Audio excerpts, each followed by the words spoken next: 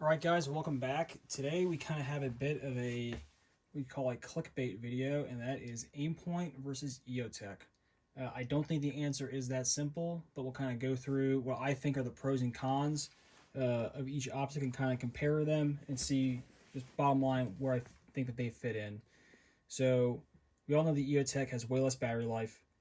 Part of that's because it's a hologram, so there's a laser being projected out of this optic inside here, and that just needs more power. So I got it. We all like our battery life. In my mind, I don't really mind that because I change the battery in my optics fairly frequently. If you issue one of these, the batteries are free. And then lastly, it's just another piece of maintenance. You clean your rifle, you check zero, you replace the battery as needed. You do the same thing with your NVGs or your PEC, which takes a similar battery, if not the same. So why not just replace the battery? I don't see that as a big deal, especially because of how this optic fits in an application, which we'll kind of get to towards the end. I like the reticle in EOTech. I think everyone kind of likes that circle dot.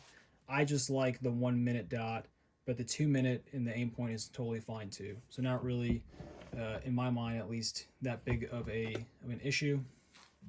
A benefit of the EOTech is just that big clear window. That is really just, people fall in love with that. It's really good for shooting passive under NVGs, which is kind of all the rage on the internet now. So that's just a benefit there. The outer ring rather, is kind of good for getting holds and leads and shooting at distance. I also think some people, it kind of crowds the sight picture for them, so it's not kind of the be all end all. That nice, simple, very clear, very crisp Aimpoint dot is also kind of a huge benefit. So I don't think either one is better than the other in that regard. They're just different. I think the Aimpoint, basically every Aimpoint, is way more robust than EOTech. We've all seen a ton of broken EOTechs. I've had them get parasitic drain, where they're just sucking a battery every 24 hours. You're never going to get that with an Aimpoint. I've only broken Aimpoints by putting them on 40 caliber Glocks, which tends to break everything. So I would not, in any universe, say that the Aimpoint is any less reliable than the EOTech. It crushes it in that regard. So how do I think these optics kind of fit in a niche? Well, when I was talking about the battery life not mattering, this is an optic that you use to go get into a fight.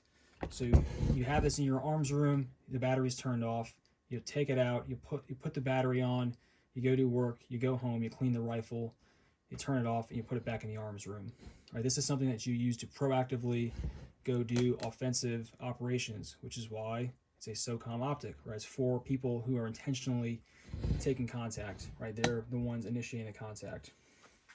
Aimpoint's nice for kind of everything else. You have this thing on all the time, you never worry about it, and it is always there, always ready, like a fire extinguisher. If you're a guy out on patrol, you have it in your squad car, you have it in your closet at home, it is on, it is boringly reliable, and you never need to think about it. That's where I think the Aimpoint shines. It is just a boringly reliable optic, whereas the EOTech, it has some distinct advantages, but man, it has some downsides that are really only mitigated by you being in a certain situation and you having the backing of the government to just walk up and say, hey man, my EOTech's broke, it's sucking a battery, and then you get handed a new one within a few moments.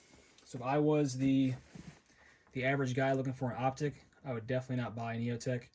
I would buy an Aimpoint.